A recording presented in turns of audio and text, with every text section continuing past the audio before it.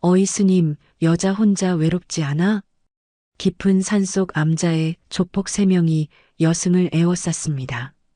스님치고는 몸매 괜찮네. 밤에 무서우면 우리한테 연락해. 이강수가 비열한 웃음을 지으며 정혜 스님의 팔을 만지려 했습니다. 그만하십시오. 정혜 스님이 뒤로 물러섰지만 조폭들은 더욱 대담해졌습니다. 아, 왜 그래? 그냥 친해지자는 건데. 조폭이 그녀의 얼굴을 만지려고 손을 뻗었습니다. 그러나 불과 2분 뒤 조폭들은 마당에 쓰러져 신음하고 있었습니다. 대체 스님이 어떻게 그들을 참교육했을까요? 잠시 후 상상조차 못한 반전이 펼쳐집니다. 그 전에 구독과 좋아요 한번 눌러주시면 여러분에게도 오늘 행복한 순간이 찾아올 거예요. 충청북도 깊은 산골 작은 암자에는 정혜 스님이 조용히 염주를 굴리며 독경을 하고 있었습니다. 정혜 스님의 얼굴은 50대 중반의 나이에도 단정하고 의연했습니다. 회색 승복을 입은 그녀의 모습에서는 깊은 수행자의 품격이 느껴졌습니다. 갑자기 암자 입구에서 거친 발걸음 소리가 들려왔습니다. 검은 정장을 입은 남자 3명이 마당으로 들어서고 있었습니다. 선두에 선 45세의 이강수는 백사파 부두목으로 목에는 백사 문신이 새겨져 있었습니다. 여기가 그 암자구나. 이강수가 주변을 둘러보며 말했습니다. 스님 계십니까? 정혜 스님은 천천히 일어나 남자들을 바라봤습니다. 그녀의 눈빛은 경계하는 기색이 역력했습니다. 어떤 일로 오셨습니까? 정혜 스님이 합장하며 조용히 물었습니다. 저희 사장님이 이 땅을 사고 싶어 하시는데 가격은 넉넉히 쳐드릴 테니 저희한테 파시죠. 이강수가 담배를 입에 물며 말했습니다. 이곳은 팔 수 없습니다. 다른 곳을 알아보시지요. 정혜 스님이 고개를 저으며 대답했습니다. 아, 그래요? 그럼 어쩔 수 없네. 이강수가 담배에 불을 붙이며 씩 웃었습니다. 그 웃음에는 사악함이 담겨 있었습니다. 좋게 좋게 가고 싶었는데 먼저 이렇게 나오시니까 저희도 방법이 없네요. 이강수가 담배 연기를 정혜 스님 얼굴 쪽으로 뿜으며 말했습니다. 아리따운 여인을 이런 식으로 대하기는 싫은데. 옆에 서 있던 덩치 큰 남자가 정혜 스님을 위아래로 훑어보며 중얼거렸습니다. 정혜 스님은 뒤로 한 발 물러서며 말했습니다. 왜 이러십니까? 왜 그러긴요. 우리가 뭘 어쨌다고? 아직 시작도 안 했는데. 이강수가 양쪽 어깨를 으쓱하며 무릇하게 웃었습니다. 그 순간 부하 한 명이 마당 한쪽에 놓인 화분을 발로 차버렸습니다. 화분이 바닥에 떨어져 깨지는 소리가 고요한 암자에 울려 퍼졌습니다. 정혜 스님의 눈썹이 미세하게 움직였지만 여전히 참고 있었습니다. 야, 조심 좀 하지. 죄송합니다. 저희 애가 실수했네요. 이강수가 비웃듯 말했습니다. 그런데 스님 몇 살이세요? 덩치 큰 남자가 정혜 스님을 위아래로 훑어보며 말했습니다. 40대 정도 되신 건가? 아직 탱탱하시네. 스님치고는 몸매도 괜찮고 정혜 스님이 불쾌한 표정을 지으며 한 걸음 뒤로 더 물러섰습니다. 이게 지금 뭐 하시는 겁니까? 아, 기분 나빠하지 마요. 칭찬이에요, 칭찬. 이강수가 웃으며 말했습니다. 혼자 살기 외롭지 않아요? 우리가 가끔 놀러와도 되겠네. 그런 말하지 마십시오. 정혜 스님이 단호하게 말했습니다. 왜요? 스님도 여자인데 외로울 수 있잖아요. 세 번째 남자가 비열한 웃음을 지으며 말했습니다. 밤에 무서우면 우리한테 연락하세요. 언제든 달려갈게요. 그만하십시오. 정혜 스님이 목소리를 높이며 말했습니다. 스님이 너무 예민하시네. 외로운 사람들끼리 좀 친하게 지내면 좋잖아. 덩치 큰 남자가 정혜 스님의 팔을 만지려고 손을 뻗었습니다. 손대지 마십시오. 정혜 스님이 그의 손을 피하며 뒤로 물러섰습니다. 아, 왜 그래요? 그냥 인사하는 건데. 덩치 큰 남자는 또 다시 다가가서 정혜 스님의 팔을 잡았습니다. 그 순간 정혜 스님의 눈에서 차갑고 날카로운 빛이 번쩍였습니다. 오랜 수행으로 억눌러 왔던 무언가가 꿈틀거리기 시작했습니다. 건드리지 말라고 했죠. 정혜 스님이 처음으로 단호한 목소리를 냈습니다. 아, 좋으면서 겁나 튕기네. 이강수가 비웃으며 정혜 스님에게 다가왔습니다. 그리고 갑자기 그녀의 어깨를 밀쳤습니다. 정혜 스님이 뒤로 비틀거렸지만 균형을 잡았습니다. 가만히 좀 있어봐, 잘해줄게. 덩치 큰 남자가 정혜 스님의 얼굴을 만지려고 손을 뻗었습니다. 그 순간 정혜 스님의 몸이 반사적으로 움직였습니다. 덩치 큰 남자의 손을 피해 손날로 그의 목젖을 정확히 가격했습니다. 객! 덩치 큰 남자가 숨이 막혀 두 손으로 목을 감싸며 앞으로 구부러졌습니다. 정혜 스님은 바로 이어 무릎을 들어 올려 그의 얼굴을 가격했습니다. 남자가 뒤로 밀려나며 땅에 쓰러졌습니다. 인연이 이강수가 놀라며 주머니에서 작은 칼을 꺼냈습니다. 칼을 들고 정혜 스님을 찌르려고 팔을 쭉 뻗었습니다. 정혜 스님은 칼을 든 그의 오른손을 왼손으로 잡아 위로 들어 올렸습니다. 동시에 오른손으로 그의 손목 안쪽 혈자리를 강하게 눌렀습니다. 남자의 손에서 힘이 빠지며 칼이 땅에 떨어졌습니다. 정혜 스님은 그 상태에서 오른발로 그의 왼쪽 무릎 뒤를 가격했습니다. 남자가 무릎을 꿇으며 땅에 엎어졌습니다. 세 번째 남자가 촛대를 든 채로 정혜 스님의 뒤통수를 내려쳤습니다. 하지만 정혜 스님이 뒤돌아서며 왼팔로 그의 공격을 막아냈습니다. 그리고 즉시 그의 손목을 잡았습니다. 한 바퀴 돌리며 그의 팔을 등 뒤로 비틀어 올렸습니다. 남자가 아픈 비명을 지르며 촛대를 떨어뜨렸습니다. 정혜 스님은 그 남자의 팔을 잡은 채로 몸을 돌려 자신의 앞쪽으로 던졌습니다. 남자가 마당 한쪽으로 굴러가며 신음했습니다. 으어! 잠시 후 세 명의 조폭이 모두 마당에 쓰러져 신음하고 있었습니다. 전체 과정이 채 2분도 걸리지 않았습니다. 그들은 믿을 수 없다는 표정으로 정혜 스님을 바라봤습니다. 저 전현 대체 뭐야? 이강수가 제대로 일어나지도 못한 채 중얼거렸습니다. 정혜 스님은 자신이 방금 한 일을 깨닫고 두 손을 바라봤습니다. 20년 전 특수부대에서 익힌 격투술이 몸에 완전히 배어 있었고 그간의 수행으로 더욱 정교해져 있었습니다. 누구도 다치게 하지 않겠다는 그간의 다짐이 깨진 것에 깊은 괴로움을 느꼈습니다. 아니, 이러면 안 되는데. 정혜 스님이 자신의 손을 바라보며 중얼거렸습니다. 폭력을 거부하고 자비로운 마음을 기르려 했던 수행이 한순간에 무너진 것 같았습니다. 다시는 오지 마세요. 또 오면 가만히 두지 않겠습니다. 정혜 스님이 떨리는 목소리로 세 남자들을 바라보며 말했습니다. 그녀의 목소리에는 경고와 함께 깊은 자책감이 담겨 있었습니다. 세 명의 조폭들이 겁에 질려 서로를 부축하며 비틀거리며 일어났습니다. 이강수는 여전히 다리가 제대로 움직이지 않았고 덩치 큰 남자는 코피를 흘리고 있었습니다. 다음엔 안 봐준다. 그들이 허세를 부리며 말했지만 목소리에는 두려움이 가득했습니다. 세 명이 서로를 의지하며 암자 밖으로 도망쳤습니다. 그들의 발걸음이 멀어질 때까지 정혜 스님은 그 자리에 서 있었습니다. 다음 날 오후 다시 한번 암자 입구에서 발걸음 소리가 들려왔습니다. 이번에는 훨씬 더 많은 사람들의 소리였습니다.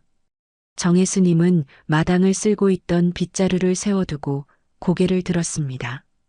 검은 세단 세대가 좁은 산길을 헤치고 올라와 암자 앞에 멈췄습니다. 차문이 열리고 말끔한 양복을 입은 남자들이 하나둘 내렸습니다. 마지막으로 뒷좌석에서 한 남자가 천천히 내렸습니다. 키가 크고 어깨가 넓은 그 남자는 50대 중반으로 보였습니다.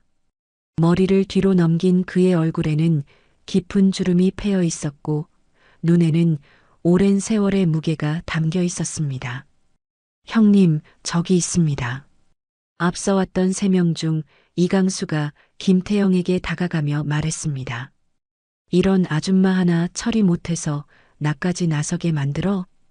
김태영이 부하를 노려보며 차갑게 말했습니다. 그의 목소리에는 오랜 세월 이 바닥에서 살아온 사람만이 가질 수 있는 위압감이 배어 있었습니다. 죄송합니다, 형님. 부하가 고개를 숙이며 대답했습니다. 김태영은 부하들을 돌아보며 손짓했습니다. 강수만 따라오고 나머지는 차에서 대기해. 김태영은 부두목 이강수만 데리고 암자 마당으로 걸어 들어갔습니다. 정혜스님은 빗자루를 손에 든 채 그들을 바라봤습니다. 김태영의 얼굴이 점점 가까워질수록 정혜스님의 눈에는 묘한 감정이 스쳐갔습니다. 김태영이 정혜스님으로부터 서너 걸음 떨어진 곳에서 멈춰 섰습니다. 그리고 그녀의 얼굴을 자세히 들여다봤습니다. 순간 김태영의 얼굴에서 모든 표정이 사라졌습니다. 그의 눈이 점점 커지더니 입이 살짝 벌어졌습니다. 마치 유령을 본 것처럼 온몸이 굳어갔습니다. 미선이? 김태영이 떨리는 목소리로 중얼거렸습니다. 그 목소리에는 30년 전 젊은 청년의 애절함이 그대로 남아 있었습니다. 정혜스님 역시 빗자루를 놓치며 뒤로 반걸음 물러섰습니다. 그녀의 얼굴에는 놀라움과 당황스러움이 뒤섞여 나타났습니다. 정말 너냐? 김태영이 한 걸음 더 다가서며 다시 물었습니다. 그의 손이 미세하게 떨리고 있었습니다. 두 사람은 서로를 바라본 채 아무 말도 하지 못했습니다. 30년이라는 긴 세월이 한순간에 무너져 내리는 듯 했습니다. 암자 마당에는 바람소리만이 조용히 스쳐갔고 멀리서 새 한 마리가 울어댔습니다. 김태영의 눈에는 믿을 수 없다는 표정과 함께 오래된 그리움이 떠올랐습니다. 정혜스님은 여전히 말을 잇지 못한 채 그저 김태영을 바라볼 뿐이었습니다. 김태영이 옆에 있던 이강수에게 이야기했습니다. 너희들은 모두 돌아가라. 내가 처리하고 돌아갈 테니. 강수는 둘 사이에 뭔가 이상한 기류를 감지했지만 두목의 명령에 따라 다시 차로 돌아갔습니다. 검은 세단 2대가 천천히 산길을 내려가며 사라졌고 암자에는 다시 고요함이 찾아왔습니다. 김태영과 정혜스님 두 사람만이 마당에 남아 있었습니다. 김태영은 여전히 정혜스님을 믿을 수 없다는 표정으로 바라보고 있었고 정혜스님은 떨어뜨린 빗자루를 주우며 마음을 진정시키려 했습니다. 정말 정미선이 맞지? 김태영이 조심스럽게 한 걸음 더 다가서며 물었습니다. 정혜스님은 빗자루를 꼭 쥔 채 고개를 들어 김태영을 바라봤습니다. 그녀의 눈에는 복잡한 감정들이 교차하고 있었습니다. 저는 이제 정혜입니다. 정혜스님이 차분하지만 단호한 목소리로 대답했습니다. 정혜? 그게 무슨... 김태영이 말을 잇지 못하고 머리를 흔들었습니다. 왜 여기에 있어? 왜 스님이 되었어? 김태영이 다급하게 물었습니다. 그의 눈에는 혼란과 당황스러움이 가득했습니다. 정혜스님은 대답하지 않고 빗자루를 한쪽에 세워두었습니다. 그리고 김태영으로부터 한 걸음 더 떨어져 섰습니다. 당신은 여전히 그 일을 하고 있군요. 정혜스님이 김태영의 차림새를 훑어보며 말했습니다. 값비싼 양복과 목에 걸린 굵은 금목걸이, 그리고 손등에 희미하게 보이는 문신까지. 김태영이 자신의 옷차림을 내려다보며 쓴웃음을 지었습니다. 그래, 맞아. 김태영이 고개를 떨구며 말했습니다. 미선아. 아니, 정혜. 김태영이 정혜 스님의 법명을 부르려 했지만 어색해서 멈췄습니다. 그냥 미선이라고 부르고 싶어. 너는 나에게 여전히 미선이야. 정혜 스님의 눈썹이 미세하게 움직였습니다. 그 이름은 이미 버렸습니다.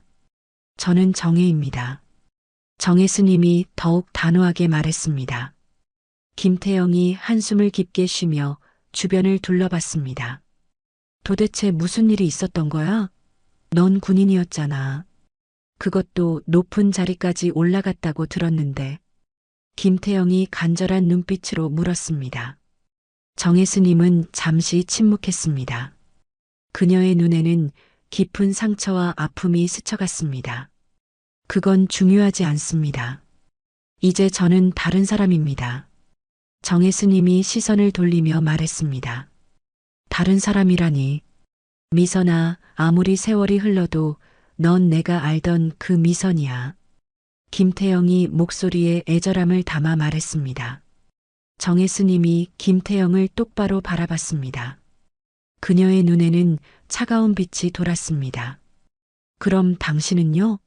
30년 전 저에게 거짓말을 했던 그 사람과 똑같나요? 정혜 스님의 말에 김태영이 움찔했습니다. 30년 전의 기억이 그의 마음을 찔렀습니다. 두 사람 사이에는 30년이라는 긴 세월과 각자가 짊어진 무거운 상처들이 가로놓여 있었습니다. 김태영은 입을 열려다가 다시 닫기를 반복했고 정혜 스님은 고개를 돌려 멀리 산을 바라봤습니다. 그의 눈에는 30년 전 추억이 떠오르고 있었습니다. 기억나? 우리가 처음 만났던 그 카페.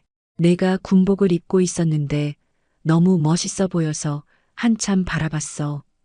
김태영이 쓸쓸한 미소를 지으며 말했습니다. 정혜 스님의 손이 미세하게 떨렸지만 여전히 침묵을 지켰습니다. 그때 넌 24살이었고 나는 26살이었지. 너는 새로 인간한 소희였고 나는. 김태영이 말을 멈추고 고개를 숙였습니다. 정혜 스님이 김태영을 바라봤습니다. 그녀의 눈에는 30년 전의 실망감과 배신감이 되살아나고 있었습니다. 당신은 평범한 직장인이라고 했었죠. 정혜 스님이 차가운 목소리로 말했습니다. 김태영이 고개를 끄덕였습니다. 맞아. 거짓말이었어. 나는 이미 조직에 발을 담그고 있었는데 너에게 그런 말을 할 수가 없었어. 왜요? 정혜 스님이 단호하게 물었습니다. 왜 거짓말을 했던 거죠? 김태영이 깊은 한숨을 쉬었습니다. 무서웠어. 너가 떠날까봐. 김태영이 정혜 스님을 바라보며 말했습니다. 넌 너무 깨끗하고 올곧았어. 군인으로서의 신념도 확고했고 그런 내가 내 정체를 알면 떠나갈 걸 알았거든. 정혜 스님은 김태영의 말을 듣고 있었지만 표정은 여전히 차가웠습니다. 그래서 6개월이나 속인 건가요? 미안해. 정말 미안해. 김태영이 고개를 떨구며 말했습니다. 나도 그만두려고 했어. 너와 만나면서 다른 삶을 살고 싶다는 생각을 했거든. 하지만 그러지 않았죠. 정혜 스님이 김태영의 말을 끊었습니다. 그리고 제가 진실을 알게 되었을 때도 끝까지 변명만 했죠. 김태영의 얼굴이 창백해졌습니다. 정혜 스님의 눈에 잠시 흔들림이 지나갔지만 곧 다시 차분해졌습니다. 그래서 저는 그 후로 다시는 누구도 믿지 않기로 했고 오직 일에만 매달렸어요. 정혜 스님이 단조로운 목소리로 말했습니다. 김태영이 정혜 스님을 바라봤습니다. 그의 눈에는 깊은 후회와 죄책감이 가득했습니다. 미선아, 나는 이제 그만 가세요. 정혜 스님이 김태영의 말을 끊으며 돌아섰습니다. 저는 이미 모든 것을 내려놓았어요. 과거도 미련도 그리고 그때의 저도 정혜 스님이 법당 쪽으로 걸어가며 말했습니다. 김태영이 잠시 멍하니 그 자리에 서 있다가 정혜 스님을 따라 법당 안으로 들어갔습니다. 법당 안은 조용했고 은은한 향내가 퍼져 있었습니다. 정혜 스님은 불상 앞에 앉아 등을 돌리고 있었습니다. 미선아, 잠깐만. 대체 그동안 무슨 일이 있었던 거야? 김태영이 조심스럽게 정혜 스님 옆에 앉으며 물었습니다. 왜 하필 스님이 되었어? 내가 꿈꿨던 건 이런 게 아니었잖아. 정혜 스님이 천천히 김태영을 돌아보았습니다. 그녀의 눈에는 30년간 쌓인 깊은 상처와 아픔이 담겨 있었습니다. 정혜 스님이 깊은 한숨을 쉬며 잠시 망설였습니다. 그리고 마침내 입을 열었습니다. 사실 많은 일이 있었어요. 정혜 스님이 먼 곳을 바라보는 듯한 눈빛으로 말했습니다. 30년 전 24세의 정미선 소인은 부대 숙소 침대에 누워 천장을 바라보고 있었습니다. 김태영과 헤어진 지 일주일이 지났지만 여전히 가슴 한구석이 텅 빈 것 같았습니다. 창밖으로는 봄비가 내리고 있었고 빗소리가 그녀의 마음처럼 쓸쓸하게 들렸습니다. 미선아, 밥 먹으러 가자. 동기 정수연 소희가 문을 열고 들어왔습니다. 난 괜찮아. 먼저 가. 미선이 고개를 돌리지도 않고 대답했습니다. 또 안 먹을 거야? 수연이 걱정스러운 목소리로 말했습니다. 그 남자 때문에 이러는 거지? 헤어진 거 잘한 거야. 군인이 건달이랑 사귈 수는 없잖아. 미선이 벌떡 일어나 수연을 노려봤습니다. 왜? 사실이잖아. 내가 틀린 말했어? 수연이 어깨를 으쓱하며 말했습니다. 미선은 다시 침대에 누워 벽을 바라봤습니다. 수연의 말이 맞다는 것을 알고 있었지만 마음의 상처는 쉽게 아물지 않았습니다. 미선아, 이러지 말고 훈련에나 집중해. 다음 달에 인사평가도 있잖아. 수연이 다정한 목소리로 달랬습니다. 그래. 미선이 짧게 대답했습니다. 며칠 후 미선은 거울 앞에 서서 자신의 모습을 바라봤습니다. 야윈 얼굴과 핏기 없는 입술, 그리고 깊어진 눈 밑 그늘. 다시는 이런 바보 같은 짓은 안 할 거야. 미선이 거울 속 자신에게 중얼거렸습니다. 그날부터 미선은 완전히 달라졌습니다. 연애에는 관심을 끊고 오직 군인으로서의 임무에만 매달렸습니다. 새벽 체력 단련도 가장 먼저 나갔고 전술 공부도 가장 늦게까지 했습니다. 박소희, 너무 무리하지 마. 훈련 중 선임이 걱정스럽게 말했습니다. 전 괜찮습니다. 미선이 땀을 닦으며 단호하게 대답했습니다. 몇 달 후 미선은 동기들 중 최우수 성적을 받았습니다. 축하해, 미선아. 역시 내가 1등할 줄 알았어. 수연이 기뻐하며 말했습니다. 고마워. 미선이 덤덤하게 대답했습니다. 하지만 그녀의 마음에는 성취감보다는 공허함이 더 컸습니다. 그날 밤 미선은 홀로 부대 뒷산에 올라가 도시의 야경을 바라봤습니다. 반짝이는 불빛들 사이 어딘가에 김태영이 있을 것이라는 생각이 들었지만 곧 고개를 저었습니다. 이제는 다 상관없어. 나는 나만의 길을 갈 거야. 미선이 주먹을 꽉 쥐며 다짐했습니다. 3년 후 27살이 된 정미선 대위는 포병대대로 전속 발령을 받았습니다. 그녀는 이미 동기들 사이에서 엘리트 장교로 소문이 자자했습니다. 냉철한 판단력과 완벽한 업무 처리로 상급자들의 신뢰를 받고 있었습니다. 새로 부임한 첫날, 미선은 대대장실 앞에서 보고를 위해 기다리고 있었습니다. 문이 열리고 온화한 인상의 중령이 나왔습니다. 박지훈 중령이었습니다. 정미선 대위, 박 중령이 따뜻한 미소를 지으며 물었습니다. 네, 그렇습니다. 미선이 차렷 자세로 경례했습니다. 전임 부대에서 소문이 자자하던데 모범 장교라고. 박중령이 미선을 사무실로 안내하며 말했습니다. 미선은 박중령의 사무실에 들어서며 주변을 둘러봤습니다. 책장에는 군사학 서적들과 함께 문학책들이 함께 꽂혀 있었고 책상 위에는 어린아이의 사진이 놓여 있었습니다. 앉게나. 커피 뭘로 줄까? 박중령이 친근하게 말했습니다. 감사하지만 괜찮습니다. 미선이 꼿꼿하게 앉으며 대답했습니다.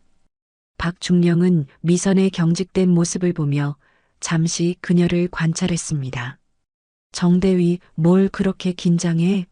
긴장 풀어. 박중령이 부드러운 목소리로 말했습니다. 네, 알겠습니다. 미선이 여전히 딱딱하게 대답했습니다. 몇 주가 지나면서 박중령은 미선의 특별함을 더욱 느끼게 되었습니다. 그녀는 맡은 업무를 완벽하게 처리했고 부하들을 이끄는 리더십도 뛰어났습니다. 하지만 동시에 너무 자신을 몰아붙이는 모습도 눈에 띄었습니다. 어느 늦은 저녁, 박중령이 부대를 순찰하다가 작전실에 불이 켜져 있는 것을 발견했습니다. 들어가 보니 미선이 혼자 지도를 펼쳐놓고 전술 연구를 하고 있었습니다. 정대위, 아직도 일하고 있나? 박중령이 놀라며 물었습니다. 네, 다음 주 훈련 계획을 점검하고 있었습니다. 미선이 일어나며 격려했습니다. 벌써 밤 11시가 넘었어. 쉬엄쉬엄 해. 박중령이 걱정스럽게 말했습니다. 전 괜찮습니다. 좀 더 완벽하게 준비하고 싶습니다. 미선이 다시 지도 앞에 앉으며 말했습니다. 박중령이 미선 옆에 의자를 가져다 놓고 앉았습니다. 정대위, 잠시 이야기 좀 할까? 미선이 고개를 들어 박중령을 바라봤습니다. 너무 자신을 몰아붙이지 마. 군인도 사람이야. 박중령이 아버지 같은 목소리로 말했습니다. 저는 제가 할 수 있는 최선을 다하고 싶습니다. 미선이 딱딱하게 대답했습니다. 최선과 무리는 다른 거야. 조금 여유를 가져도 돼. 박중령이 따뜻하게 말했습니다. 미선의 눈에 잠시 흔들림이 지나갔지만 곧 다시 굳어졌습니다. 저에게는 이 길밖에 없습니다. 다른 선택지는 없습니다. 미선이 단호하게 말했습니다.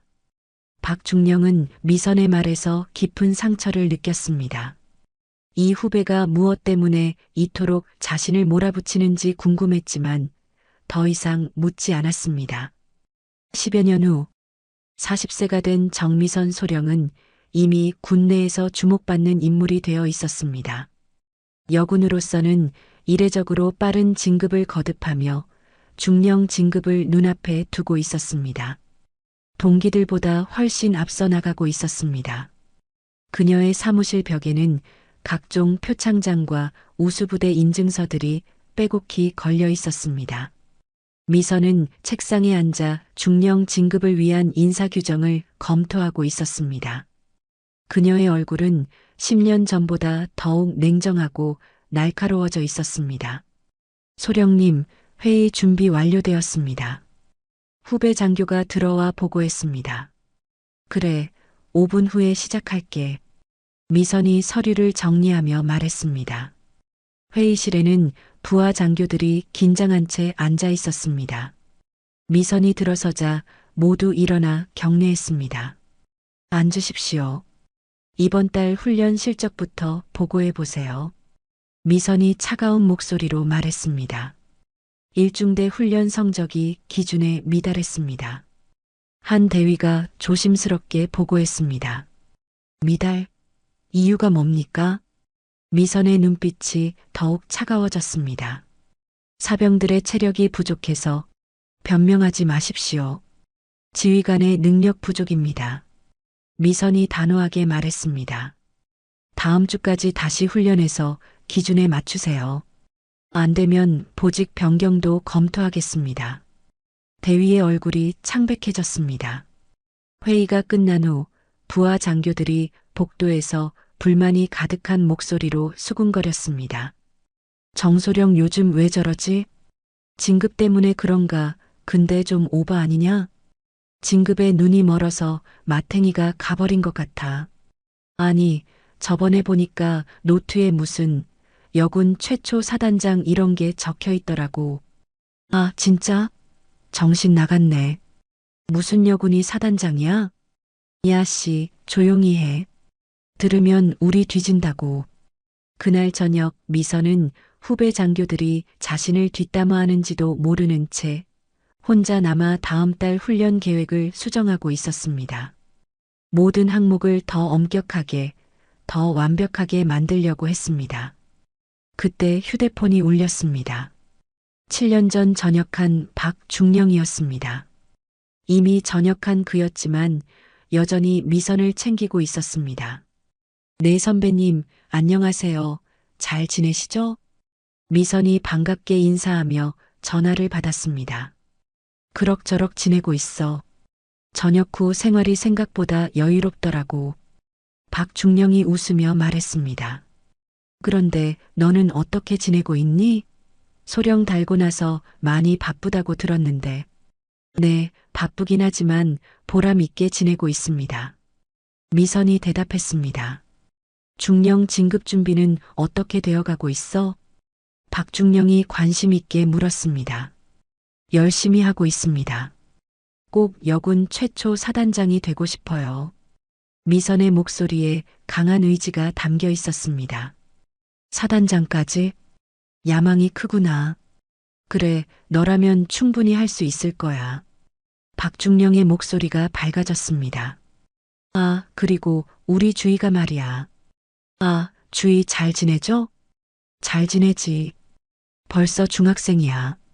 박중령이 기특하다는 듯 말했습니다. 얘가 자네를 엄청 동경하나 봐. 자네처럼 멋진 여군이 되고 싶대. 혹시라도 나중에 부대에서 만나면 잘 좀 챙겨줘. 박중령이 농담처럼 허허 웃으며 말했습니다. 미선이 잠시 미소를 지었습니다. 아, 그렇습니까? 만약 진짜 만나면 제가 잘 챙기겠습니다. 에이, 뭐 설마 만나기야 하겠어?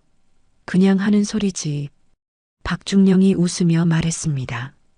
그럼 몸 조심하고 가끔 연락하자. 나중에 별 달았다고 쌩까지 말고. 아유, 선배님 장난도 참. 선배님도 건강하시고 잘 지내세요. 전화를 끊은 후 미선은 잠시 흐뭇한 미소를 지었습니다. 하지만 곧바로 훈련 계획서에 집중했습니다. 12년 후 52세가 된 정미선 소장은 마침내 여군 최초 사단장에 임명되었습니다. 임명식 날 수많은 언론이 몰려들었고 그녀는 군 역사를 새로 쓴 인물로 주목받았습니다. 사단장실에는 축하 화환들이 가득했고 각종 언론 인터뷰 요청도 쏟아졌습니다. 축하드립니다, 사단장님. 정말 대단한 성취입니다. 부사단장이 축하 인사를 건넸습니다. 감사합니다. 하지만 이제 시작입니다. 미선이 차분하게 대답했습니다. 사단장 집무실에 혼자 남은 미선은 벽에 걸린 거울 앞에 섰습니다. 별 2개가 달린 계급장이 어깨에서 빛나고 있었습니다. 하지만 그녀의 얼굴에는 만족감보다 더 큰 욕망이 떠올라 있었습니다. 이제 군단장도 가능해. 미선이 혼자 중얼거렸습니다. 아니, 합참의장까지도 꿈이 아닐 수도 있어. 그녀의 눈에는 더 높은 곳을 향한 야망이 불타오르고 있었습니다. 며칠 후 미선은 국방부에서 열린 고급 간부 회의에 참석했습니다. 회의가 끝난 후 복도에서 선배 장성들의 대화를 우연히 들었습니다. 요즘 여군들 진급이 빨라졌어. 그래도 군단 장급까지는 힘들 거야. 3스타는 뭐 아무나 다나? 남녀를 떠나서 사실 2스타도 대단한 거지. 미선은 그 말을 듣고 깊은 생각에 잠겼습니다. 단순히 모범적인 부대 운영만으로는 더 이상의 진급이 어려울 것 같았습니다. 사단으로 돌아온 미선은 참모들을 불러 모았습니다. 우리 사단이 단기간에 큰 성과를 올릴 수 있는 방법이 없을까요? 미선이 회의실에 앉은 참모들에게 물었습니다. 현재 진행 중인 작전들은 모두 순조롭게 진행되고 있습니다. 작전 참모가 보고했습니다. 순조로운 것으로는 부족합니다. 뭔가 눈에 띄는 성과가 필요해요. 미선이 불만족스럽게 말했습니다. 그렇다면 DMZ 일대 지뢰 매설 지역 정리 작업은 어떨까요? 공병 참모가 조심스럽게 제안했습니다. 미선의 눈이 번뜩였습니다. 현재 다른 사단들도 진행하고 있는 작업인데 속도가 느린 편입니다. 얼마나 느린가요? 월 평균 1헥타르 정도 정리하고 있습니다. 공병 참모가 자료를 보며 말했습니다. 미선이 계산기를 두드려 보았습니다. 만약 우리가 3배 빠른 속도로 진행한다면 그렇게 되면 다른 사단들보다 훨씬 좋은 성과를 낼 수 있겠지만 공병 참모가 말을 망설였습니다. 하지만 뭔가요? 미선이 날카롭게 물었습니다. 안전상의 문제가 있을 수 있습니다. 지뢰 제거는 신중하게 해야 하는 작업이라서 신중함과 효율성은 양립할 수 있습니다. 정확한 계획만 있으면 되죠. 미선이 단호하게 말했습니다. 하지만 혹시라도 사고가 나면 사고는 일어나지 않습니다. 우리가 완벽하게 계획해서 진행할 테니까요. 미선이 참모의 말을 끊었습니다. 회의가 끝난 후 참모들은 복도에서 걱정스럽게 대화를 나누었습니다. 사단장님이 너무 성급하신 것 같아. 지뢰 제거를 그렇게 서두르면 위험하다고. 하지만 미선의 결심은 이미 굳어져 있었습니다. 그녀는 사단장실에서 혼자 지도를 펼쳐놓고 작전 계획을 세우기 시작했습니다. 3개월 안에 다른 사단의 1년치 성과를 내면 분명 주목받을 거야. 미선이 지도에 빨간 펜으로 표시를 하며 중얼거렸습니다. 그녀의 눈에는 오직 성과와 진급만이 보였습니다. 부하들의 안전보다는 자신의 실적이 더 중요했고 위험성보다는 성공 가능성에만 집중했습니다. 그날 밤 늦게까지 미선은 완벽해 보이는 작전 계획을 완성했습니다. 하지만 그 계획에는 치명적인 허점이 있었습니다. 안전 수칙을 지나치게 간소화했고 작업 속도를 무리하게 높였던 것입니다. 다음 주 DMZ 일대 현장에는 이른 새벽부터 공병들이 집결해 있었습니다. 차가운 바람이 불어와 작업복의 깃을 스치고 지나갔습니다. 공병들의 얼굴에는 긴장감이 역력했고 평소보다 무거운 분위기가 감돌았습니다. 현장 지휘소에 정미선 사단장이 도착했습니다. 그녀는 완벽하게 다림질된 전투복을 입고 있었고 어깨에 별 2개가 새벽 햇살에 반짝였습니다. 현장 상황을 보고하십시오. 미선이 작전 현장을 둘러보며 말했습니다. 사단장님, 오늘 작업 구역은 특히 위험합니다. 좀 더 신중하게 접근하는 것이 좋을 것 같습니다. 공병 대대장이 조심스럽게 건의했습니다. 신중함도 좋지만 계획대로 진행해야 합니다. 다른 사단보다 빠른 속도를 유지해야 해요. 미선이 단호하게 대답했습니다. 하지만 안전수칙을 간소화하기에는 안전수칙은 이미 충분히 검토했습니다. 미선이 대대장의 말을 끊었습니다.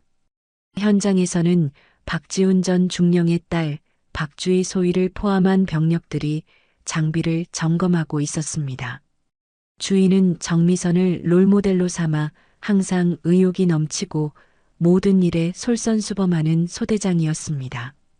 소대장님, 오늘 작업이 좀 빡셀 것 같습니다. 옆에 있던 김하사가 걱정스럽게 말했습니다. 사단장님이 직접 지시하신 작전이니까 최선을 다해야지. 주희가 장비를 마지막으로 점검하며 말했습니다. 그래도 무리한 것 같아요. 보통 하루에 10개씩 처리하던 걸 30개씩 하라니. 명령은 명령이야. 걱정하지 말고 조심히 하면 돼. 주희가 김하사의 어깨를 두드리며 격려했습니다. 미선이 작업 현장으로 다가와 공병들을 둘러봤습니다. 오늘 작업으로 우리 사단이 다른 사단들의 모범이 될 것입니다. 모두 최선을 다해 주십시오. 미선이 간부들에게 말했습니다. 네, 사단장님. 공병들이 일제히 대답했습니다. 주희가 미선에게 다가와 격려했습니다. 사단장님, 일소대는 준비 완료되었습니다. 박소희, 아버지는 잘 지내시지? 미선이 잠시 개인적인 말을 건넸습니다. 네, 잘 지내십니다. 아버지께서 사단장님 안부를 자주 물어보십니다. 주희가 밝게 웃으며 대답했습니다. 오늘 작업이 끝나면 한번 인사드리러 가야겠네.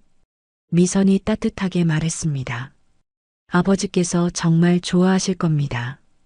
주희가 기뻐하며 말했습니다. 작업이 시작되었습니다. 평소보다 3배나 빠른 속도로 진행되는 작업에 공병들은 긴장할 수밖에 없었습니다. 하지만 사단장의 직접 지시라는 압박감 때문에 아무도 속도를 늦추자고 말하지 못했습니다. 오전 10시경 작업이 한창 진행될 때였습니다. 소대장님, 여기 탐지기 반응이 이상합니다. 병사 한 명이 주희에게 말했습니다. 잠깐만, 내가 확인해 볼게. 장교는 누구보다 솔선수범해야 한다고 항상 말한 주희였기에 직접 확인해야겠다고 생각했습니다. 주희가 조심스럽게 탐지기를 들고 다가갔습니다. 같은 시간 미선은 지휘소에서 작업 진행 상황을 점검하고 있었습니다. 현재 진행률이 계획보다 약간 느린 것 같은데요. 참모가 보고했습니다. 좀 더 속도를 내도록 지시하십시오. 미선이 시계를 보며 말했습니다. 사단장님, 하지만 현장에서는 계획대로 진행하라고 전달하세요. 미선이 단호하게 말했습니다. 현장에서는 주희가 의심스러운 지점을 더 자세히 조사하고 있었습니다. 평소 같으면 더 신중하게 접근했겠지만 속도에 대한 압박감 때문에 서둘러 진행할 수밖에 없었습니다. 일소대장, 빨리 진행해. 뒤쪽 팀들이 기다리고 있어. 뒤에서 중대장이 재촉했습니다. 주희가 마지막 확인을 위해 한 발 더 다가서는 순간이었습니다. 땅속에 묻혀있던 오래된 지뢰가 갑자기 폭발했습니다. 굉음과 함께 흙먼지가 치솟았고 현장은 순식간에 아수라장이 되었습니다. 누군가 절규하는 소리가 들렸습니다. 미선이 지휘소에서 뛰어나와 현장으로 달려갔습니다. 폭발 지점 주변에는 흙먼지가 아직 가라앉지 않은 채 떠다니고 있었습니다. 무슨 상황입니까? 미선이 현장 지휘관에게 물었습니다. 박주의 소위와 병사 한 명이 폭발에 휘말렸습니다. 지휘관이 다급하게 보고했습니다. 미선의 얼굴이 창백해졌습니다. 폭발 지점에서는 공병들이 잔해를 치우며 생존자를 찾고 있었습니다. 잠시 후 한 공병이 무언가를 발견하고 소리쳤습니다. 여기 있습니다. 미선이 달려가 보니 주희와 동료가 땅에 쓰러져 있었습니다. 두 사람 모두 심각한 부상을 입은 상태였고 이미 의식을 잃은 상태였습니다. 의무병, 빨리. 미선이 절규했습니다. 의무병들이 달려와 응급처치를 시작했지만 상황은 절망적이었습니다. 의무병이 주희를 흔들며 불렀지만 아무 반응이 없었습니다. 미선이 주희 옆에 무릎을 꿇고 앉았습니다. 그녀의 얼굴은 흙먼지로 뒤덮여 있었지만 여전히 어린아이 같은 모습이 남아 있었습니다. 주희야, 주희야. 미선이 떨리는 목소리로 그녀의 이름을 불렀습니다. 급히 병원으로 이송되었지만 이미 너무 늦었습니다. 미선의 온몸에서 힘이 빠졌습니다. 그녀는 주희의 군번줄을 집어들고 오랫동안 바라봤습니다. 1시간 후 박중령이 병원에 도착했습니다. 주희야, 내 딸 어디 있어? 박중령이 다급하게 물었습니다. 미선이 천천히 일어나 박중령 앞에 섰습니다. 그녀의 얼굴은 눈물과 흙먼지로 얼룩져 있었습니다. 선배님, 죄송합니다. 미선이 무릎을 꿇으며 고개를 숙였습니다. 그럴 리가 없어. 박중령이 중얼거렸습니다. 잠시 후 박중령이 미선을 바라봤습니다. 그의 눈에는 혼란과 절망이 가득했습니다. 정말 죄송합니다. 모두 제 탓입니다. 제가 무리해서. 순간 박중령의 얼굴이 붉어지며 분노가 치밀어 올랐습니다. 박중령이 주먹을 꽉 쥐며 물었습니다. 내가 무리해서 생긴 일이라고? 박중령의 목소리가 점점 커졌습니다. 널 믿고 따르던 아이였는데 내가 우리 주위를. 박중령의 분노가 절망으로 바뀌어 갔습니다. 그는 복도 의자에 주저앉으며 두 손으로 얼굴을 가렸습니다. 병원 복도에 있던 사람들이 모두 이쪽을 바라봤습니다. 미선은 죄송하단 말만 계속 거듭하고 있었습니다. 한참 후 박중령이 천천히 고개를 들어 미선을 바라봤습니다. 아무리 분노를 가라앉히려고 해도 분노는 가라앉지 않았고 점점 더 깊은 실망과 배신감이 자리를 잡아가고 있었습니다. 정미선, 박중령이 차가운 목소리로 말했습니다. 진급이 그렇게 중요했나? 부대원들의 목숨까지 맞바꿀 만큼. 박중령은 붉어진 눈으로 미선을 바라보며 계속 말했습니다. 네가 그딴 식으로 그 자리까지는 갔겠지만 넌 지휘관으로도 인간으로도 자격 미달이다.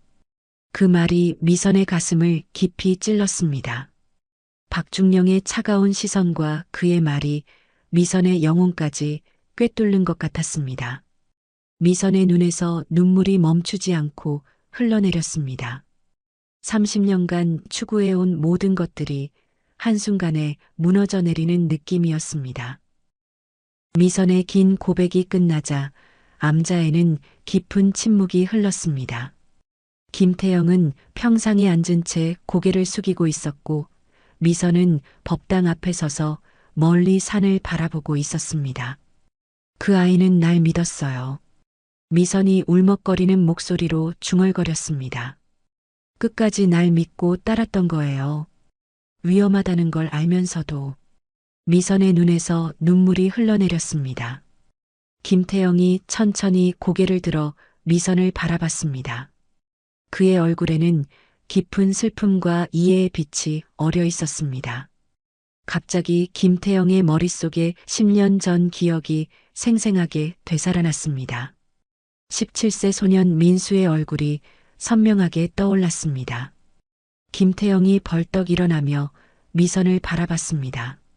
나도 날 믿었던 애를 죽게 만들었지. 김태영이 떨리는 목소리로 고백했습니다. 미선이 놀라며 김태영을 돌아봤습니다. 민수라는 17살 애였어. 가출해서 갈 곳 없던 그 애를 내가 불러들였어. 김태영이 주먹을 꽉 쥐며 계속 말했습니다. 돈이 급해서 위험한 심부름을 시켰지. 경찰들이 추격해 왔는데도 그 애는 나를 배신하지 않았어. 김태영의 목소리가 점점 작아졌습니다. 마지막에 트럭에 치여서 병원에 누워 있을 때도 나를 보며 웃더라고. 형님, 저 잘했죠? 라고. 김태영이 고개를 떨구며 주저앉았습니다. 미선이 김태영에게 다가가 그의 앞에 앉았습니다. 두 사람의 눈에는 똑같은 죄책감과 아픔이 담겨 있었습니다. 그 애도 끝까지 나를 믿었어. 형님이라고 부르면서 김태영이 두 손으로 얼굴을 가리며 말했습니다. 그런데 난 그 뒤로도 뭘 바꾼 게 없었어. 그냥 덮어버렸어. 김태영의 어깨가 격하게 떨렸습니다. 똑같은 일을 계속하면서 살았어. 민수한테 미안하다고 생각하면서도. 미선이 조용히 김태영의 이야기를 들었습니다. 그녀는 김태영도 자신처럼 깊은 죄책감에 시달려왔다는 것을 깨달았습니다. 우리 둘 다 똑같았네요. 미선이 체념한 듯한 목소리로 말했습니다. 김태영이 고개를 들어 미선을 바라봤습니다. 미선아, 너는 그래도 출가라도 했잖아. 참회라도 하고 있고. 아니에요. 저는 그냥 도망친 거예요. 미선이 고개를 저으며 말했습니다. 진정한 참회가 아니라 그냥 숨어 있기만 했어요. 두 사람은 서로를 바라보며 서로의 후회와 죄책감을 이해했습니다. 30년 전 헤어질 때의 분노와 실망은 이제 공통된 아픔 앞에서 작아졌습니다. 석양이 완전히 지고 암자의 어둠이 찾아왔습니다. 미선이 작은 등불을 켜자 마당에 따뜻한 빛이 번졌습니다. 김태영과 미선은 여전히 서로 마주 앉아 있었습니다. 민수 이야기를 한 번도 그 누구에게 해본 적이 없었어. 김태영이 조용히 말했습니다. 조직 사람들한테는 그냥 일하다가 사고 난 거라고만 했지. 김태영의 목소리에는 깊은 후회가 묻어 있었습니다. 저도 마찬가지예요. 주위 이야기는 출가할 때 주지스님께만 했어요. 미선이 대답했습니다. 그 후로는 아무에게도. 김태영이 미선을 바라봤습니다. 그런데 왜 나한테는 말해줬어? 30년 만에 만난 나한테. 미선이 잠시 생각에 잠겼습니다. 모르겠어요. 당신이 물어볼 때 말해야겠다는 생각이 들었어요. 혹시 내가 같은 아픔을 갖고 있다는 걸 알았던 건 아닐까? 김태영이 조심스럽게 물었습니다. 미선이 고개를 끄덕였습니다. 당신 눈에서 똑같은 죄책감을 봤어요. 30년 전에는 몰랐는데 우리가 젊었을 때는 서로의 아픔을 볼 줄 몰랐지. 김태영이 쓸쓸하게 웃으며 말했습니다. 두 사람은 잠시 침묵했습니다. 벌레들의 울음소리가 고요한 밤 공기를 채웠습니다. 김태영이 미선의 손을 바라봤습니다. 미선아, 솔직히 말해줘. 김태영이 진지한 표정으로 말했습니다. 나를 용서할 수 있어? 30년 전에 거짓말했던 걸. 미선이 김태영을 오랫동안 바라봤습니다. 조직을 정리하고 싶어. 완전히. 김태영이 단호하게 말했습니다. 30년 동안 잘못된 길을 걸어왔어. 이제 그만하고 싶어. 미선의 눈에 흔들림이 지나갔습니다. 하지만 쉽지 않을 거예요. 조직을 나간다는 게 어려울 거야. 하지만 혼자가 아니라면. 김태영이 미선을 간절히 바라봤습니다. 너와 함께라면 할 수 있을 것 같아. 미선이 오랫동안 생각했습니다. 10년 동안 혼자서 끌어안고 살아온 무거운 짐을 함께 나눌 수 있다는 생각이 들었습니다. 정말로 모든 걸 버릴 수 있어요? 미선이 조심스럽게 물었습니다. 너를 위해서라면. 아니, 우리를 위해서라면 뭐든 할 수 있어. 김태영이 진심을 담아 대답했습니다. 미선이 천천히 고개를 끄덕였습니다. 그럼 함께 해봐요. 김태영의 얼굴에 30년 만에 진짜 미소가 떠올랐습니다. 고마워, 미선아. 두 사람은 서로의 손을 마주 잡았습니다. 차가웠던 손이 점점 따뜻해지는 것을 느꼈습니다.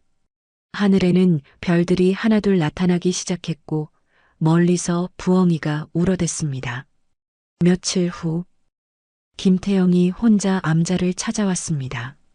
이번에는 화려한 양복 대신 캐주얼한 옷을 입고 있었고 목걸이나 반지 같은 장신구도 모두 벗어놓은 상태였습니다.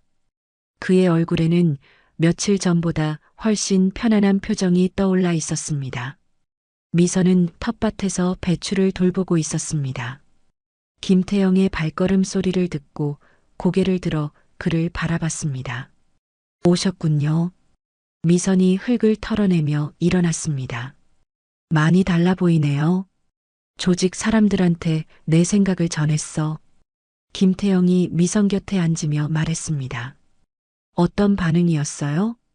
미선이 관심 있게 물었습니다. 예상했던 것보다 훨씬 심했어. 다들 미쳤다고 하더라고.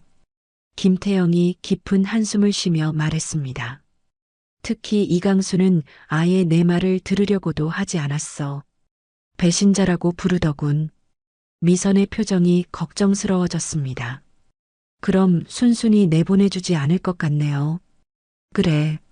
조직의 모든 비밀을 알고 있는 사람을 그냥 놔둘 리 없지. 김태영이 주먹을 꽉 쥐며 말했습니다.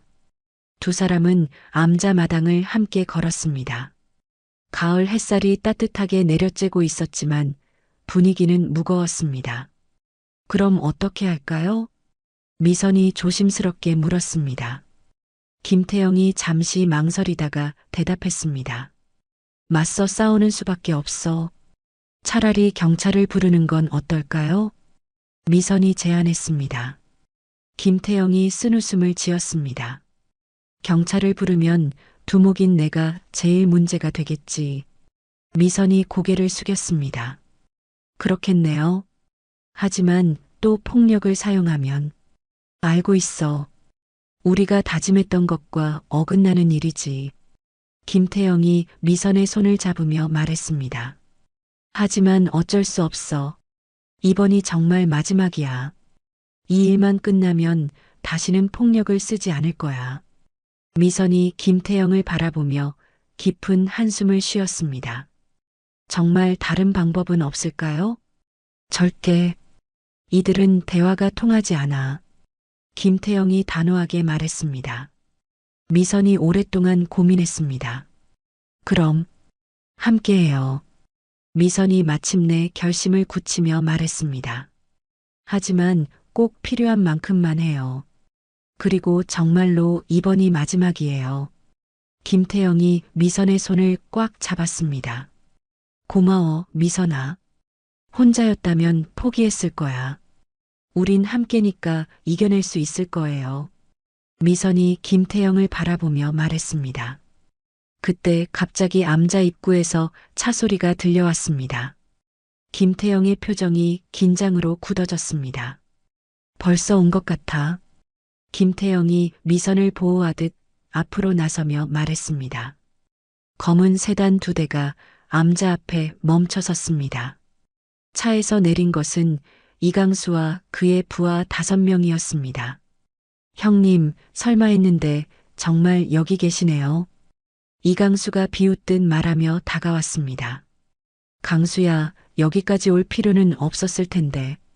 김태영이 차분하게 말했습니다. 진짜로 조직을 버리는 이유가 고작 저 여자 때문이에요? 이강수가 미선을 가리키며 조롱했습니다. 김태영의 눈에 분노가 번뜩였습니다. 강수야, 말은 가려서 해라. 아니, 저딴 년 때문에 조직을 버리는 게 누군데. 이강수가 더욱 도발적으로 말했습니다. 김태영이 앞으로 나서며 말했습니다. 강수야, 조직은 내게 물려줄 테니까 그냥 돌아가라. 이강수가 크게 웃었습니다. 형님이 조직의 모든 비밀을 알고 있는데 그냥 나가신다고요? 개소리도 참. 이강수의 표정이 차갑게 변했습니다. 형님도 아시잖아요. 조직을 나가는 방법은 하나밖에 없는 거. 김태영과 미선이 서로를 바라봤습니다. 이제 피할 수 없는 상황이 되었습니다. 이강수가 부하들에게 명령을 내렸습니다. 처리해. 부하들이 차 트렁크에서 강목과 쇠파이프를 꺼내 들었습니다. 한 명은 칼까지 들고 있었습니다. 첫 번째 부하가 강목을 들고 김태영에게 달려들었습니다. 김태영이 옆으로 피하며 부하의 옆구리에 주먹을 날렸습니다. 으윽! 부하가 비틀거리며 뒤로 밀려났습니다. 두 번째 부하가 쇠파이프를 휘둘러 김태영의 머리를 노렸습니다. 김태영이 팔로 막아냈지만 충격으로 팔이 저렸습니다. 김태영이 신음하며 한 걸음 뒤로 물러섰습니다. 그 순간 미선이 옆에서 두 번째 부하의 손목을 잡아 비틀고 그의 허벅지를 가격했습니다. 부하가 쇠파이프를 놓치며 무릎을 꿇었습니다. 미선이 그의 어깨를 밀어 완전히 쓰러뜨렸습니다. 하지만 세 번째 부하가 칼을 들고 미선의 등 뒤로 다가왔습니다. 뒤를 조심해. 김태영이 소리치며 달려들었습니다. 칼을 든 부하가 미선을 향해 찌르려고 했습니다. 미선이 재빨리 몸을 돌려 간신히 피했지만 칼날이 그녀의 팔을 스쳤고 피가 흘러내렸습니다. 미선이 찡그리며 상처를 확인했습니다. 김태영이 뒤에서 오른손으로는 칼 든 부하의 오른손을 꺾으면서 왼팔로는 그의 목을 꽉 껴안아 초크로 제압했습니다. 부하가 칼을 떨어뜨리며 발버둥치다가 결국 기절했습니다. 하지만 첫 번째 부하가 강목을 주워들고 다시 일어났습니다. 그는 분노에 차서 김태영의 다리를 향해 강목을 휘둘렀습니다. 김태영이 뛰어서 피했지만 착지하면서 균형을 잃었습니다. 부하가 기회를 놓치지 않고 강목으로 김태영의 어깨를 쳤습니다. 크! 김태영이 고통스럽게 신음하며 한쪽 무릎을 땅에 댔습니다. 부하가 다시 강목을 들어올리는 순간 미선이 옆에서 강목을 잡은 그의 손을 발로 찼습니다. 아! 강목이 부하의 손에서 멀리 날아갔습니다. 김태영이 일어나서 부하의 명치에 강한 주먹을 날렸습니다. 부하가 숨을 못 쉬며 앞으로 구부러졌습니다. 미선이 연속으로 그의 목 옆을 손날로 쳤습니다. 부하가 쓰러졌습니다. 이제 슬슬 끝내드릴게요. 이강수가 여유롭게 웃으며 비꼬듯이 말했습니다. 그때 두 명의 부하가 더 달려들었습니다. 네 번째 부하가 쇠파이프를 들고 미선에게 달려들었습니다. 미선이 그의 공격을 피하면서 반격하려 했지만 부하가 쇠파이프로 미선의 다리를 강하게 내리쳤습니다. 흑! 미선이 다리를 절며 비틀거렸습니다. 김태영이 재빨리 그 부하에게 달려가 뒤에서 목을 감쌌습니다. 부하와 김태영이 함께 땅에 굴렀습니다. 다섯 번째 부하가 몽둥이를 들고 김태영을 향해 달려들었습니다. 미선이 다친 다리를 끌며 그 부하의 앞을 막아섰습니다. 비켜! 부하가 몽둥이로 미선을 밀쳤습니다. 미선이 뒤로 넘어졌지만 넘어지면서 부하의 발목을 잡아 함께 넘어뜨렸습니다. 김태영이 네 번째 부하를 제압한 후 일어나서 다섯 번째 부하에게 달려갔습니다. 넘어졌던 다섯 번째 부하가 일어나려 했지만 김태영의 발차기에 맞아 다시 쓰러졌습니다. 미선아, 괜찮아? 김태영이 거칠게 숨을 쉬며 말했습니다. 미선이 김태영의 도움을 받아 일어났습니다. 둘 다 여러 곳에 상처가 있었지만 심각하지는 않았습니다. 너만 남았구나, 강수야. 김태영이 이강수를 바라보며 말했습니다. 이강수가 주머니에서 칼을 꺼냈습니다. 형님, 내 손으로 끝내고 싶지는 않았는데 끝까지 가겠다는 거구나. 김태영이 각오를 다지며 말했습니다. 이강수가 칼을 들고 김태영에게 달려들었습니다. 김태영이 옆으로 몸을 틀어 칼을 피하고 이강수의 손목을 잡았습니다. 두 사람이 칼을 사이에 두고 힘겨루기를 했습니다. 이강수가 무릎으로 김태영의 옆구리를 쳤습니다. 으! 김태영이 신음하며 손의 힘이 약해졌습니다. 이강수가 기회를 놓치지 않고 김태영을 밀쳤습니다.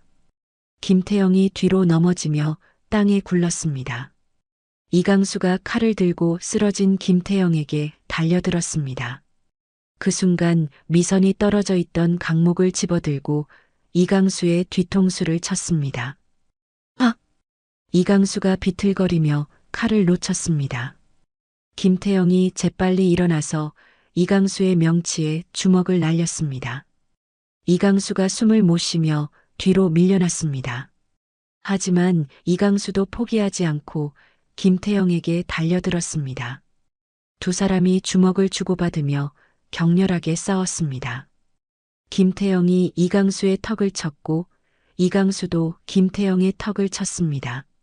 서로 비틀거리며 뒤로 물러섰습니다. 형님도 예전 같지 않으시네요. 이강수가 입술에 피를 닦으며 말했습니다. 내 나이가 벌써 50대 중반이야. 김태영이 주먹을 쥐며 대답했습니다. 이강수가 다시 달려들었습니다. 김태영이 그의 주먹을 살짝 옆으로 피하고 자신의 주먹으로 그의 복부를 강하게 가격했습니다. 이강수가 배를 부여잡으며 허리를 숙였고 그 순간 정미선이 체중을 실어 무릎으로 그의 얼굴을 가격했습니다. 마침내 이강수가 뒤로 쓰러졌고 김태영이 쓰러진 이강수를 제압하고 그의 목을 눌렀습니다. 강수야, 이제 그만하자. 김태영이 쓰러진 이강수를 내려다보며 말했습니다. 나도 너희를 찾거나 피해주지 않는다고 약속하마. 너도 더 이상 날 찾지 마라. 김태영이 단호하게 말했습니다. 이강수는 아무 말 없이 고개를 돌린 후 살짝 고개를 끄덕였습니다. 그제서야 김태영은 이강수의 목을 놔주고 일어났습니다. 누워있던 부하들이 비틀거리며 조금씩 멀어져 갔고 그중 2명이 쩔뚝거리면서 이강수를 부축했습니다. 그렇게 이강수와 부하들은 모두 차를 타고 암자를 떠났습니다. 김태영과 미선은 한동안 말없이 서 있었습니다. 정말 끝났네요. 미선이 조용히 말했습니다. 그래, 이제 정말 끝났어. 김태영이 미선의 손을 잡으며 말했습니다. 우리가 약속했던 대로 이제 진짜 새로운 시작이야. 미선이 김태영을 바라보며 미소를 지었습니다. 두 사람은 서로를 끌어안으며 진정한 자유를 만끽했습니다. 1년 후 충청북도의 한적한 마을에 작은 상담센터가 문을 열었습니다. 새벽 상담센터라는 간판이 소박하게 걸려 있었고 앞마당에는 정성스럽게 가꾼 작은 화단이 있었습니다. 김태영이 센터 앞에서 의자를 정리하고 있었습니다. 1년 전보다 훨씬 편안해 보이는 얼굴이었고 깔끔한 셔츠를 입고 있었습니다. 예전의 화려한 정장과 금목걸이는 완전히 사라져 있었습니다. 오늘은 어떤 사람들이 찾아올까? 김태영이 혼자 중얼거렸습니다.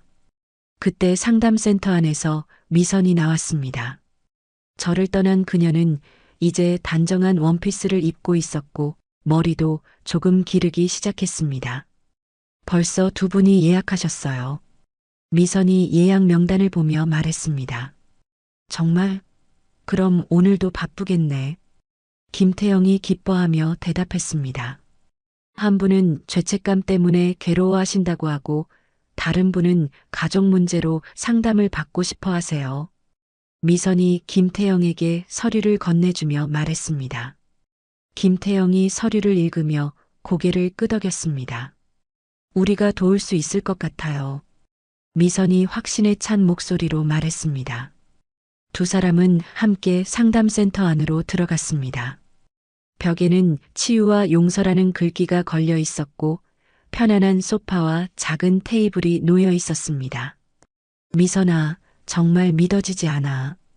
김태영이 창문 너머로 평화로운 마을 풍경을 바라보며 말했습니다. 1년 전만 해도 상상도 못했던 일이야. 저도 마찬가지예요. 미선이 김태영 옆에 서서 함께 창밖을 바라봤습니다. 이강수와의 일이 정리된 후로 정말 평온해졌죠. 김태영이 고개를 끄덕였습니다. 너와 함께였기 때문에 가능한 일이었어. 오후가 되자 첫 번째 상담자가 찾아왔습니다. 40대 중반의 남성으로 과거의 실수 때문에 괴로워하고 있었습니다. 안녕하세요. 김태영과 미선이 함께 그를 맞이했습니다. 편안하게 앉으세요. 천천히 이야기해 주시면 됩니다. 미선이 따뜻한 목소리로 말했습니다. 상담이 끝난 후 남성의 얼굴에는 조금이나마 평안함이 떠올라 있었습니다. 정말 고맙습니다. 오랜만에 마음이 조금 가벼워진 것 같아요. 남성이 감사 인사를 하며 돌아갔습니다. 우리가 정말 도움이 되는 것 같아. 김태영이 뿌듯해하며 말했습니다. 당연하죠. 우리도 같은 아픔을 겪었으니까 더 잘 이해할 수 있는 거예요. 미선이 대답했습니다. 저녁이 되자 두 사람은 방에 있는 박주의 소위와 민수의 사진이 있는 액자를 바라보았습니다. 주희야, 민수야. 김태영과 미선이 나란히 액자 앞에 앉았습니다. 우리 잘하고 있지? 김태영이 민수의 사진을 어루만지며 물었습니다. 이제 정말 떳떳한 사람이 되려고 노력하고 있어. 미선도 주희의 사진에 손을 올리며 말했습니다. 주희야, 늦었지만 이제라도 제대로 살아가려고 해. 마치 주희와 민수가 대답하는 것 같았습니다. 김태영과 미선은 집 밖으로 나와 손을 잡고 천천히 마을을 걸었습니다. 석양이 지고 있었고 마을에는 따뜻한 불빛들이 하나둘 켜지기 시작했습니다. 미선아, 행복해? 김태영이 조심스럽게 물었습니다. 네, 정말 행복해요. 미선이 밝은 미소를 지으며 대답했습니다. 당신은 어때요? 나도 정말 행복해. 처음으로 잘 살고 있다는 느낌이야. 김태영이 하늘을 올려다보며 말했습니다. 서로의 상처를 이해하고 치유할 수 있을 만큼 성숙해진 거예요. 미선이 김태영의 팔짱을 끼며 말했습니다. 두 사람은 마을 끝까지 걸어가며 대화를 나누었습니다. 앞으로도 함께 상처받은 사람들을 돕고 서로를 사랑하며 살아가겠다는 다짐을 했습니다. 하늘에는 별들이 나타나기 시작했고 멀리서 마을 사람들의 웃음소리가 들려왔습니다. 김태영과 미선은 그 소리를 들으며 행복한 미소를 지었습니다. 30년 만에 찾은 진정한 사랑과 새로운 인생이 이제 막 시작되고 있었습니다. 오늘 이야기도 끝까지 함께 해주셔서 감사합니다. 지금까지 달빛 이야기였습니다. 다음 시간에 다시 찾아뵙겠습니다. 오늘 하루도 좋은 일만 가득하시길 바랍니다.